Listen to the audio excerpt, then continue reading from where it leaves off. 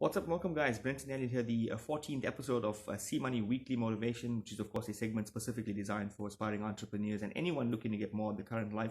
Just got back from New York. Absolutely amazing experience.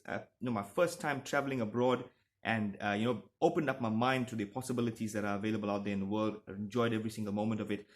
Part of the trip that we went for was a bit of a personal development trip, and was held in Dallas, Texas. And so much of value that I gained from that, and I'm looking to share this with the team in South Africa and anyone else looking. Feel free to drop me a message, and I'll help you in terms of anything that you may need to know. So, quick one today. Going for this conference and personal development, I realized something. I'm not a chess player, but I know that the game of chess is a bit complicated, and people that play chess would probably relate to this. In an average game of chess, if anybody wanted to get the game started, there's only four possible beats that you can move, four possible different directions that you can move, and being able to move four beads each opponent to start the game. There's over 318 billion different combinations that you can use to start by those four moves, within those four moves. So that's pretty mind-boggling when I thought about it. There's four different ways that you can start the game, but there's 318 different combinations, and that got my mind thinking.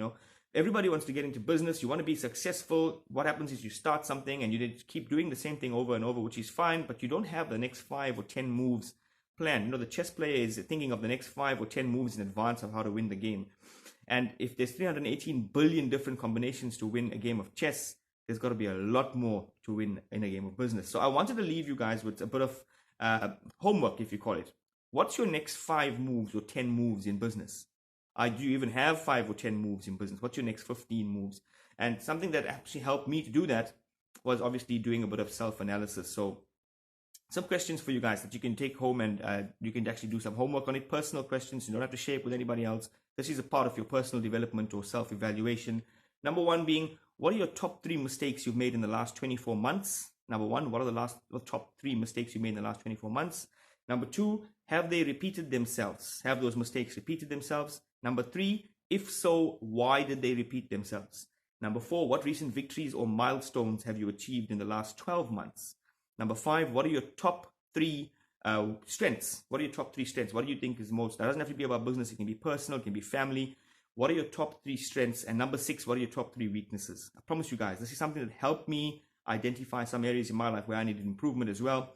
I'm not perfect. Everybody's trying to be the best version of themselves. There's some homework for you guys. I'm going to be sharing a lot more content that I've learned. Absolutely amazing stuff. If you're looking to grow a business, stay tuned and don't miss. I look forward to all of you guys sharing and liking and commenting. Thank you for following me on Facebook. Thank you for following my journey on Instagram and Facebook. I look forward to providing you with more valuable content. I promise you it's going to be a lot more valuable in the future.